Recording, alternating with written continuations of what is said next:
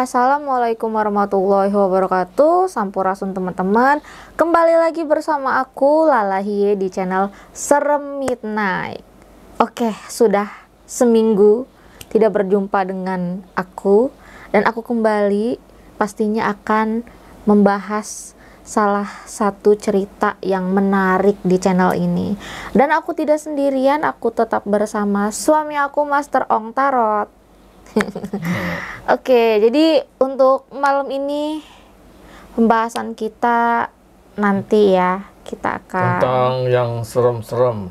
yang serem-serem dah pokoknya. Nah, buat kalian yang penasaran, tetap tonton videonya dari awal sampai akhir, jangan di skip.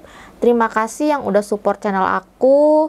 Tetap support dengan cara like, comment, share, dan juga subscribe, serta nyalakan lonceng notifikasi supaya nggak ketinggalan video-video terbaru dari Serem Midnight. Oke, kita langsung masuk ke obrolan kita ya. Setelah yang satu ini.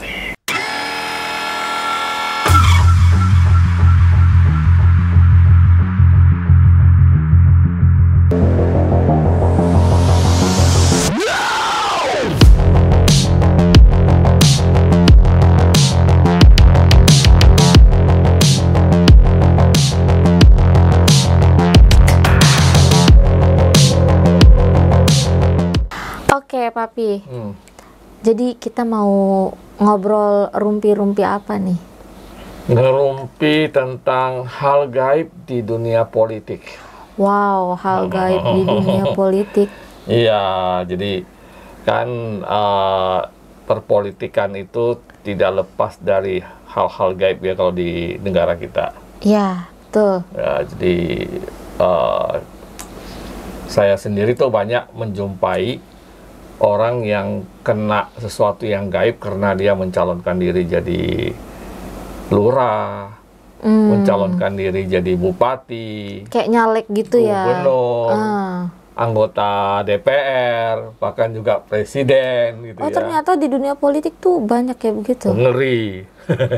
Persaingan gitu Persaingan. ya. Jadi kan namanya persaingan di dunia politik itu kan keras ya. Selain uang, ya bagi orang mungkin yang nggak percaya tentang hal-hal gaib, ya mungkin anggapnya itu masa hari begini Masih 2025 aja gitu masih ya. ada begitu-begituan ya kan. Padahal budaya ini nggak akan hilang karena memang akar dari diri kita sebagai manusia, Betul. ya kan. Karena manusia itu kenapa saya bilang gaib itu nggak akan hilang. Misalnya orang teluh, santet itu tidak akan hilang, tidak akan punah. Karena selama manusia itu masih punya sifat iri, benci, mungkin juga tamak, serakah gitu ya. Iya, betul. Kalau banyak kejadian kan bukan hanya politik aja.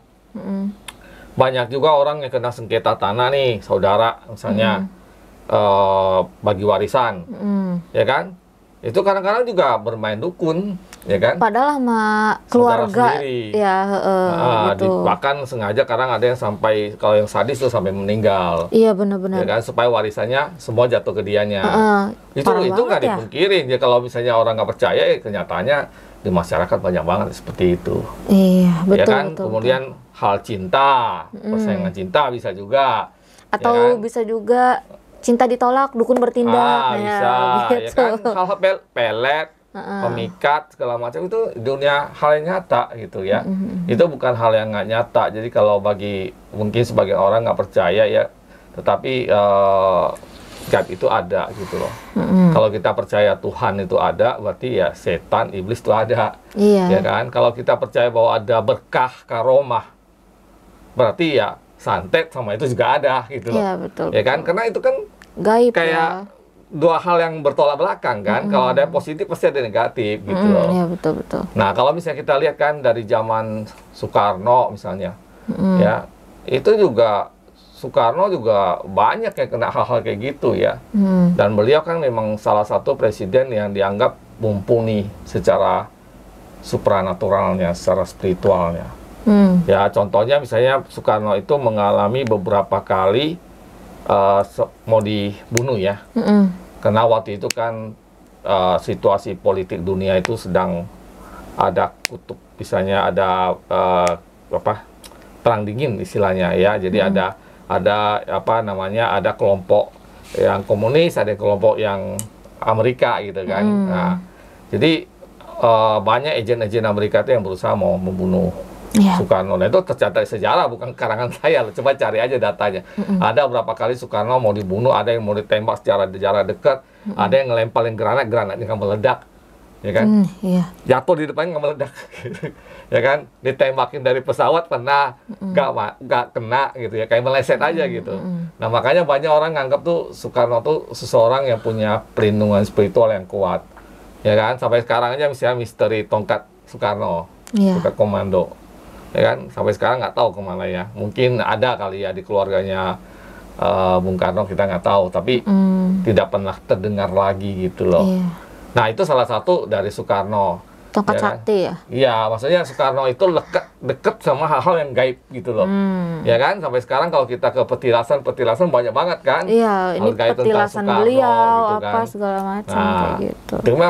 Itu memang nggak bisa dipungkiri. Jadi kalau ada orang nggak percaya ya silakan saja. Tapi kenyataannya dalam kehidupan tuh banyak artis saja kan banyak yang kena santet.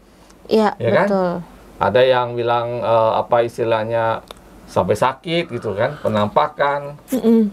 Segala macam kan, artis kan banyak kan, heboh gitu. Tapi tetap aja memang ada orang yang nggak percaya gitu, ada orang skeptis gitu. Iya. Ya kan, padahal di beberapa channel juga ada yang saksikan ya tentang satanik gitu ya. Iya betul. Yang sampai korbanin janin manusia kan. Di Amerika aja banyak banget, apalagi di Inggris, di Amerika tuh banyak banget. Ya kan, orang nggak tahu aja gitu. Jadi jangan kira bahwa masa sih di negara kayak Amerika tuh masih ada, banyak. Ya sana lebih gila daripada kita gitu. Ya kan? Gaibnya tuh lebih sadis gitu loh. Kelas-kelasnya itu bukan kelas-kelas kayak kita lagi, kelasnya. Bukan kuntilanak genderuwo. Iya, kelasnya itu udah satanik gitu loh, demon. Waduh, demon itu ya mau dipungkir atau enggak ya. Demon itu kekuatannya kan keras. Maksudnya gede gitu. Karena kan demon kan ya istilahnya, selain kalau kita kan cuma kenalnya jin gitu ya, tapi demon itu kan sebenarnya ada yang dari malaikat yang jatuh, dibilangnya fallen angel gitu kan. Jadi sebenarnya awalnya mereka malaikat, pastilah kekuatannya luar biasa. Apalagi setelah dia misalnya masuk di dunia kegelapan ya, mereka kekuatannya juga luar biasa. Jadi kalau di Eropa, di Amerika itu mainannya nggak mainannya ecek-ecek kayak kita di sini. Di sana tuh kelasnya itu demon, satanik gitu. Itu lebih ngeri, lebih apa kalau lebih sadis gitu loh. Ya kan. Jadi kita percaya atau nggak percaya, kemarin juga kan Mami ada baca ya yang apa katanya anak Menteri Keuangan ya. Oh iya betul. Gimana tuh katanya? Jadi sempat ngeliat di FYP ya, TikTok tuh lagi rame. Jadi apa namanya, anak Menteri Keuangan ini bilang kalau entah itu ke keluarganya atau ke papahnya ada kiriman-kiriman gitu, terus suka ada gangguan-gangguan, tapi anaknya tetap berpositif thinking aja kayak gitu. Iya. Jadi kan artinya sebenarnya banyak ya. Kalau misalnya kalau misalnya ada beberapa artis yang baru ketika ditanya, ada nggak pengalaman gaib? Ternyata banyak. Banyak banget. Ya kan, banyak yang misalnya yang musisi yang manggung, tahu-tahu tiba-tiba manggung di daerah yang angker gitu ya. Atau apa gitu, ternyata banyak orang yang ngalami kayak gitu. Cuma kan banyak juga yang nggak mau mengungkapkan, nggak mau nge-share, yang nggak mau nge-share gitu, takutnya nanti orang yang ngebully lah, masalah sih kayak gitu, masa sih nggak percaya gitu. Padahal ya gaib itu ada, dan di dunia politik jauh lebih sadis gitu. Ya, di dunia politik itu kalau pas misalnya pemilihan, misalnya pas nih 5 tahunan nih ajangnya, itu backingannya semua di belakang kontestan itu semua nyamar kali ya, ahli spiritual semua, dukun. Tapi nyamar kali jadi anggota atau ya, bisa jadi krunya ya, pokoknya, atau apa gitu. Ya, pokoknya banyak banget. Jadi nggak percaya tanya aja lah dukun-dukun tuh orderannya, pasti banyak tuh. Iya, ya kan, kalau pas misalnya orang mau calon jadi DPR, bupati, kemudian misalnya gubernur, presiden, itu banyak dukun. Ya kadang-kadang bukan soal presidennya atau orangnya yang langsung ke dukunnya, timnya. Saya tim pendukung beliau untuk memproteksi, karena mereka tahu kan di lapangan kayak gimana. Di mereka ya nyari lah orang-orang spiritual, paranormal, atau ahli spiritual, atau kiai lah misalnya. Yang paling halus tuh ya kiai gitu kan. Kesannya kan nggak serem. Iya, ya kan? Pak Ustadz. Ustadz, kiai yang dianggap punya kekuatan mistis gitu. Nah, yang lebih serem lagi ya mungkin ya dukun-dukun ya kan. Mbah-mbah paranormal gitu kan. Itu banyak. Jadi kalau paranormal itu ya itu masa-masa orderannya itu paling gede itu ya di masa-masa kampanye-kampanye ini. Iya, laris ya. Untung Mami nggak pernah diminta ya. Hah? Belum ada yang kontak aja. Backingin. Aku mau calon bupati nih, backingin dong. Backingin dong gitu. Kalau saya pernah dulu. Gimana, coba ceritain, share dong pengalamannya tuh. Jadi dulu tahun berapa ya? Itu masanya si Pak Jokowi itu ya. Pokoknya ya lah sekitar 10 tahun lah ya, 10 tahun lah, 10 tahun yang lalu lah. Berarti belum ketemu aku. Belum, ya. Jadi waktu itu ada yang telepon saya, Master, saya dari tim kampanye ya. Iya. Emang kenapa gitu kan? Terus minta situ bisa bantu kita untuk proteksi hal-hal gaib, nah gitu waktu itu, ya kan. Nah waktu itu saya sempat mikir, wah ini mau ambil atau enggak gitu kan. Kenapa? Karena kalau kita ngambil berarti kan kita jadi benteng. Ya kan, jadi tameng, tapi bumper. Cuannya gede. Cuannya gede, jadi bumper gitu loh. Ya kan, serem juga. Jadi bumper ya bukannya apa-apa ya, bukan kita percaya diri, tapi kan kita tahu diri lah, ya kan. Namanya, ya istilahnya kalau pas lagi hangat-hangatnya pemilihan umum kayak gitu, itu pasti, wah rekrutmen dukun-dukunnya banyak banget. Misalnya satu udah nyerang ternyata gagal, dia pasti cari lagi yang lebih ini. Iya, betul. Ya kan? Waduh, terus kita yang jadi bumper nih. Yang ngelindungin pertama nih. Waduh, kenanya kan ke kita duluan gitu loh. Iya, benar. Ya kan? Ngeri juga gitu loh. Karena kalau kita misalnya diminta untuk proteksi, berarti kan kita masang pagar kan. Di dirinya orang itu. Atau kalau misalnya lebih ini lagi mungkin sampai di rumahnya dipagerin gitu kan. Nah, terus pagar itu kan artinya nyambungnya ke siapa? Kan ya, ke kitanya ya. Iya. Nah, jadi kalau ada serangan tuh jedar, ya kenanya kita duluan. Iya. Ya kan, kalau kita KO baru masuk gitu loh. Betul. Wah, kami mikir juga gitu. Lah ini berarti kita perang sama dukun nih istilahnya gitu ya. Ya kan? Ya kita kelasnya bukan kayak gitulah istilahnya gitu ya. Walaupun mungkin ya bisa gitu, cuma ngambil resikonya mau atau enggak kan gitu kan. Waktu itu sempat mikir tuh, akhirnya saya mikir, enggak deh, aku bilang kan gitu kan. Kalau kecuali ada timnya. Kalau ada timnya maksudnya beberapa orang nih. Ada kepalanya, kita ikut nimbrung doang ya. Masih mending lah gitu loh. Iya. Tapi kalau kita sendiri doang, ya aduh, ngeri juga nih mikirnya kan. Udah dapat duit tapi masuk rumah sakit ngapain? Iya, betul. Ya kan? Ya kalau itu tadi, dukun itu kan kalau misalnya dari pihak lawan itu nyerang mungkin nggak mungkin sekali. Iyalah, dia pasti bener-bener ngelihat, oh nggak kena nih targetnya nih, tapi kena pawangnya nih gitu. Minimal dia ngancurin yang kuatnya dulu, yang kuatnya hancur ya pasti kena. Kalau misalnya ternyata dukun dari sananya, aku nggak bisa masuk nih, ya mereka pasti cari dukun yang lain lagi, yang anggapnya lebih kelasnya lebih tinggi lagi kan gitu kan. Karena memang kayak gitu, karena pasti kan mereka lihat, ini kalau bisa dia jangan sampai kampanye nih, sakit lah dari itu. Misalnya hari itu dia mau kampanye nih, dibikin sakit gitu, ya kan, supaya nggak bisa kampanye. Dan itu nyata gitu loh, ya. Karena saya sendiri pernah dikontak kayak gitu kan, dan ya minta proteksi ya, saya seperti itu. Akhirnya saya tolak gitu, karena saya nggak mau ambil risiko ya, saya masih lebih sayang nyawa daripada gitu. Walaupun janjinya ya lumayan lah istilahnya gitu ya, setidaknya ya mungkin. Kenapa nggak kontak aku? Ya, 10 tahun lalu aku masih sekolah. Ya kan? Belum kenal. Ya kan? Mungkin kalau waktu itu terima ya beli mobil bisa kali ya. Iyalah kalau misalnya ya, tapi tergantung sih tajir nggak nih yang kontestannya nih kan. Kalau nggak tajir ya susah juga. Tapi yang mikirnya, waduh ini ngadapinnya kita jadi bumper bahaya juga nih gitu kan. Yang nggak dulu lah. istilahnya gitu kan. Kalau kecuali ada tim masih mending, kalau timnya misalnya 5-6 orang ya udah paling satu tepar kita mundur lari dulu misalnya gitu kan. Seram juga kan itu istilahnya gitu. Nah jadi ini pengalaman nyata ya, jadi saya nggak ngarang-ngarang dan itu ada gitu. Jadi kalau setiap kali musim kampanye itu para politisi itu nyari, kalau ada yang bilang enggak itu cuma munafik aja, di belakangnya dia tetap nyari. Waktu itu kita juga ketemu ada itu ya, ada apa tuh namanya, maksudnya politikus juga yang sudah akhirnya, tapi dia gagal juga di Senayan gitu ya, gagal masuk juga. Itu juga dia nyari kiai, guru-guru spiritual gitu ya, itu yang halusnya, ya kan, minta doa segala macam, itu kan sama sebenarnya. Ya cuma kalau dukun nggak, mungkin jalurnya aja yang beda gitu, tapi intinya sama gitu. Jadi itu hal-hal kayak gini ada, dan kemarin-kemarin kan juga Pak Jokowi yang kita bahas di video kan ya. Betul. Nah, yang kena istilahnya ya gitu, percikan lah ya, walaupun nggak kena secara langsung tapi tetap kena gitu kan. Walaupun akhirnya sekarang udah bisa lumayan sembuh lah gitu. Udah sehat sembuh lah, lagi. udah sehat lah gitu kan. Nah itu tidak hanya itu aja, kita juga nggak tahu kayak Pak Presiden kita Pak Prabowo, itu pasti banyak sekali tuh.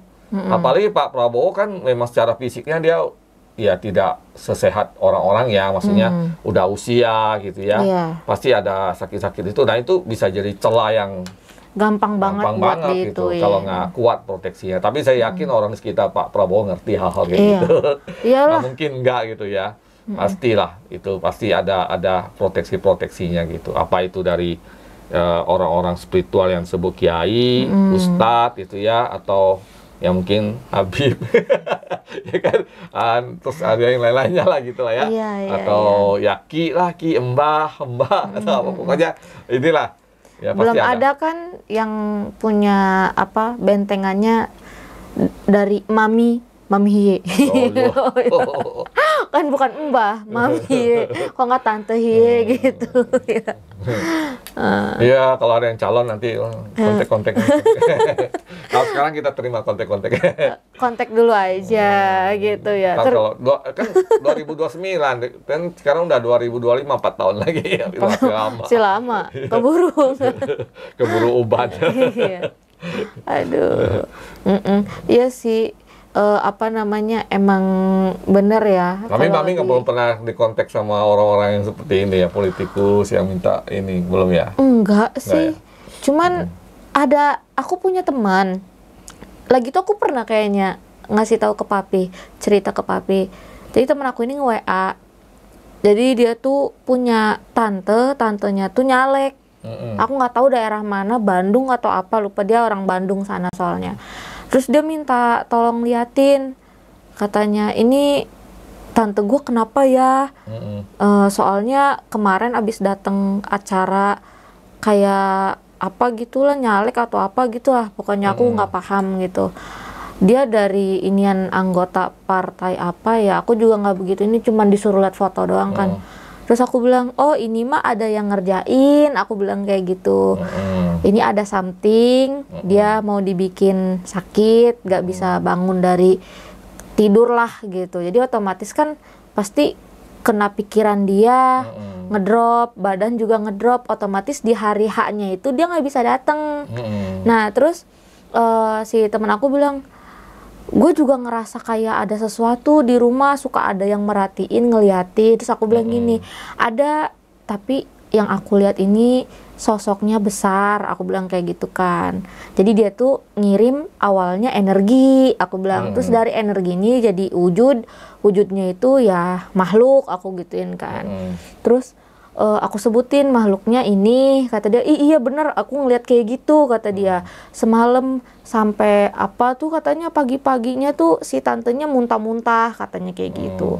Terus ya udah aku suruh saranin aja bacain ini surat ini, aku bilang itu, bikin air, suruh tantenya minum. Dari situ dibikinin lah sama dia, tantenya langsung kayak keluar mual-mual gitu. Aku bilang nggak apa-apa, itu mungkin energi negatif sedikit.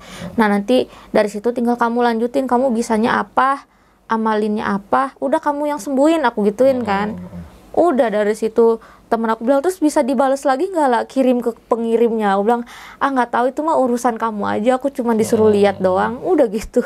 Iya, berarti kan ada ya hal-hal kayak gitu, dan itu bukan hanya 1-2 orang, banyak sekali yang ini ya. Jadi karena kan orang kalau misalnya lagi nyalek gitu ya, atau maju dalam pemilihan umum segala macam gitu, itu kan ya istilahnya kita ketemu banyak orang nih, salam, ketemu sama banyak orang, terima apa, kan itu kan gampang banget nyusupinnya, ya kan? Misalnya kita salaman aja, itu udah tukeran udah tukeran energi, udah bisa diambil energinya untuk untuk lacak, ya kan? Misalnya buat malu, kayak misalnya kita mau lacak barang hilang pakai anjing, ya kan? Kasih cium bajunya misalnya, ya kan? Anjing tahu kan? Nah, sama kayak gitu. Jadi kalau orang yang biasa ketemu orang-orang tuh kan salaman, nah itu udah jadi kayak jejaknya gitu loh. Betul. Jadi itu udah bisa dilacak gitu.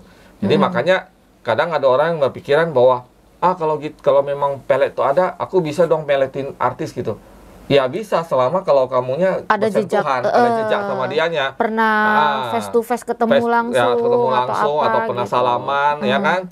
Apa misalnya, atau pernah dapat bekas minumannya dia atau apa, itu ya bisa. Tapi kalau cuma lihat di TV ya nggak bisa. Ya kan, nggak mungkin gitu loh. Ya cuma lihat TV, lihat foto dan nggak mungkin gitu. Jadi karena energi itu memang bisa di tracking gitu kan, bisa dilacak gitu. Jadi setiap hal itu meninggalkan, seperti sidik jari itu meninggalkan jejak gitu. Iya, kayaknya sih waktu pas bulan-bulan kemarin tuh, apa pas awal-awal tahun ini ya, kayaknya itu yang lagi rame nyalek apa sih, bupati ya? Bupati apa gubernur sih tahun ini tuh, waktu itu? Tahun kemarin sekaligus. Ya pokoknya itulah kayaknya, soalnya. Iya, temen aku ngechat kayak gitu. Iya, makanya itu salah satu hal yang memang para politisi itu harus waspadai, mau percaya atau enggak, tetapi setidaknya harus melindungi diri sendiri lah ya. Kadang-kadang malah dikirim ke dia yang nggak kena ke istri, kena ke anak gitu kan. Intinya keluarga. Nah, misalnya orang ngirim santet tuh meledak di rumah si A, ya kan, tujuannya ke si A. Tapi si A-nya ternyata nggak bisa masuk nih, mungkin ada proteksi segala macam. Kelempar lah, itu ibarat kayak percikan kelempar ke anak yang ada pas lagi lemah. Yang ada di rumah. Yang ada di rumah itu bisa kena yang lainnya gitu. Tahu-tahu sakit gitu ya kan. Iya. Nah, sakit. Jadi banyak orang tuh nggak percaya karena namanya santet atau namanya gaib itu tidak langsung bisa kena, langsung orang tuh langsung jeder gitu kayak di film-film. Langsung tumbang, enggak. Masuknya tuh pelan-pelan. Mungkin awal-awalnya pikir, aduh kayaknya aku nggak enak badannya, sakit flu kayaknya ya, makan obat biasa. Kok ini nggak sembuh-sembuh, makin kok ada sakit yang lain, dipikirnya asam urat atau apa gitu. Nah, asam lambung naik. Itu kayak gitu-gitu dulu awal-awalnya. Kenapa? Karena gaib itu mau masuk, itu harus lemahin fisik dulu. Iya. Fisik kita udah lemah, udah jatuh, gampang. Baru masuk pelan-pelan. Udah masuk pun dia tidak langsung yang bereaksi langsung gitu. Dia pasti cari celah di dalam tubuh kita gitu, kelemahannya. Misalnya, jantung kita lemah, jantung kita diserang gitu kan, atau yang lainnya gitu. Jadi jangan kita berpikir bahwa kalau kena gitu langsung yang kayak dalam saat langsung satset. Iya. Biasanya orang yang kena korban itu biasanya itu udah prosesnya panjang tuh. Iya betul. Ya kan, udah panjang. Udah lama. Kadang ada sampai tahunan ya. Iya, jadi kayak selama itu dia ternyata kena santet, tapi dia nggak pernah sadar. Gitu, nggak pernah tahu. Karena dia, ya ada orang yang seperti itu berpositif thinking, ini mah nggak apa-apa, aman gitu. Misalnya, mungkin paling sakit kepala aja, masuk angin aja gitu ya. Nah ternyata ya itu udah ibaratnya kayak kita punya penyakit kanker yang harusnya kita rajin check up, kita bersihin, tapi kita biarin sampai menjalar kemana-mana kayak begitu. Jadi memang ya, satu hal memang tidak mudah untuk jadi seorang public figure gitu ya, karena itu akan jadi sasaran gitu. Ya belum kalau kita di Islam itu ada istilah ain gitu ya, itu lebih tajam lagi gitu. Kenapa? Karena orang melihat orang lain itu bisa iri hati. Betul. Ya kan, bisa iri hati, bisa istilahnya nggak suka, padahal dia nggak kenal orangnya. Iya. Dia kan nggak suka aja gitu loh. Ada timbul manusia tuh memang aneh sih ya, nggak jelas.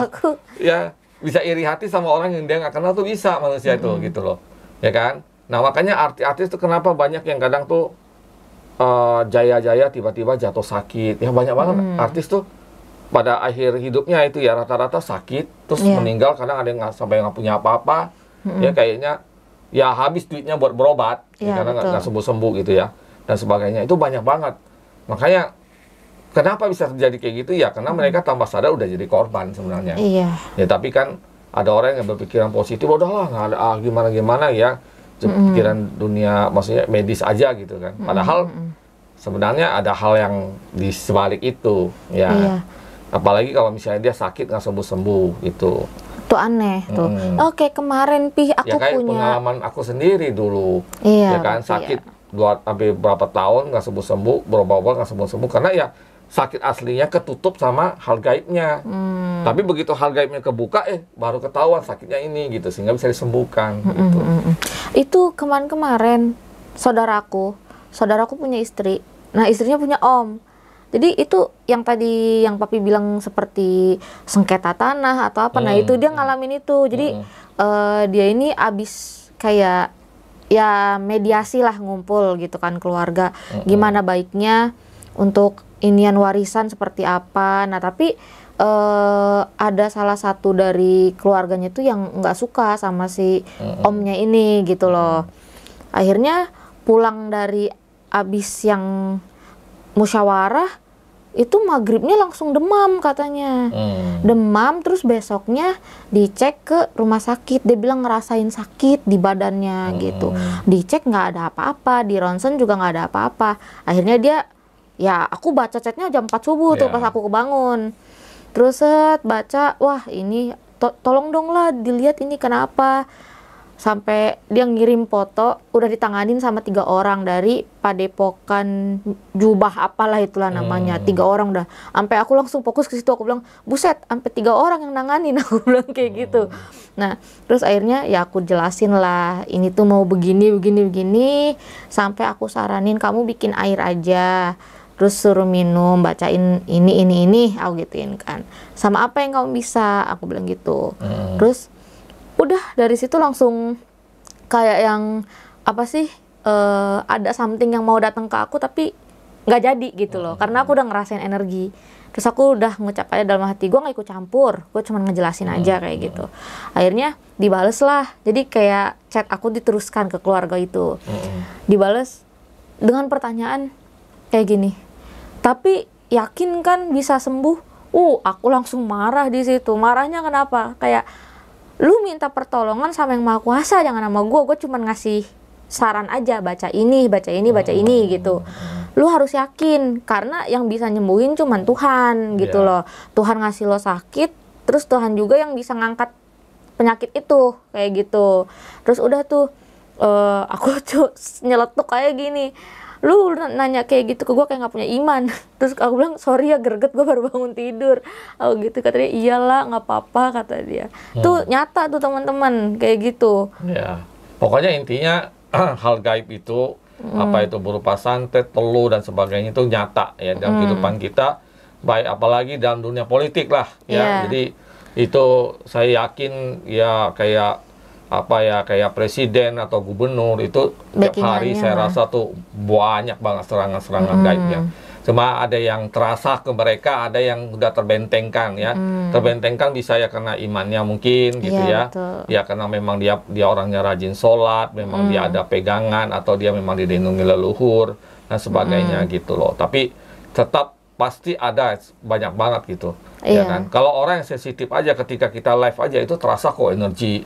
Maksudnya orang yang nonton, orang yang nonton paling, rese ini orang apaan sih? Gitu aja udah sampai nyampe. Ya. Kayak ada something nih yang datang. Kayak misalnya ada orang istilah, kalau kita lagi diomongin orang kan tiba-tiba, haci gitu kan? Enggak, bersin ya? Kalau bersin aku nggak begitu ini ya, tapi aku lebih ke kuping sih, kayak gitu. Artinya apa? Manusia tuh nyambung gitu loh, ya kan? Padahal kita misalnya, ada orang lagi ngomongin kita kan tiba-tiba bersin, gitu kan? Atau berdenging telinga kita kan? Berarti nyambung kan, ya kan? Jadi artinya apa? Artinya kalau misalnya ada orang yang ngomongin kita, atau misalnya orang ada yang nggak suka sama kita, sebenarnya energi dia tuh sampai ke kita. Cuma ada yang kuat, ada yang lemah. Ya, betul. Mungkin dalam perjalanan, habis nih, nggak nyampe. Tapi ada yang kuat banget, nyampe gitu, teng gitu langsung gitu. Apalagi yang ngomongnya mungkin niat banget kali ya. Niat banget, mungkin dari dalam hati ya, niat banget. Sebanget seperti orang, teng langsung. Kayak ketembak gitu, langsung nyampe gitu. Tapi ada mungkin orang yang cuma hanya ya istilahnya ngobrol-ngobrol biasa ringan gitu ya. Oh si Anu nih gini nih. Tapi kitanya yang peka, peka banget terus, gitu.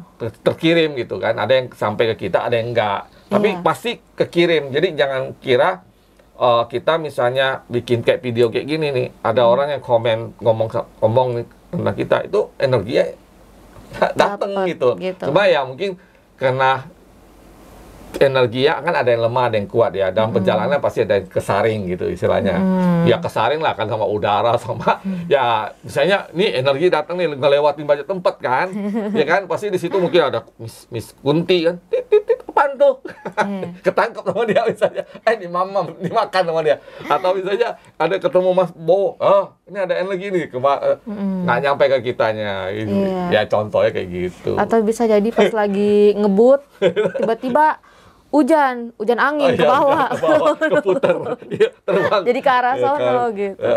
Atau ya kesambar petir gitu kan, hilang. Tapi pokoknya intinya pasti ke sampai gitu. Cuma yang ada yang sampai, ada yang enggak, kuat sama lemah gitu. Tapi kalau aku lebih seringnya ya, kalau ada orang yang ngomongin, misalnya ngomongin aku, atau mungkin dia lagi ngobrol yang bagus-bagus tentang keadaan aku, bagaimana, itu kelihatan tiba-tiba. Ya itu kan buat orang-orang tertentu kayak mami gitu, atau orang peka. Iya kan, kalau orang umum ya itu ya berupa bersin, atau misalnya telinga berdenging gitu kan, atau mungkin ada bisa itu kebawa ke mimpi, bisa. Ada bahasa ininya kalau kata mamaku kebesekan. Ya.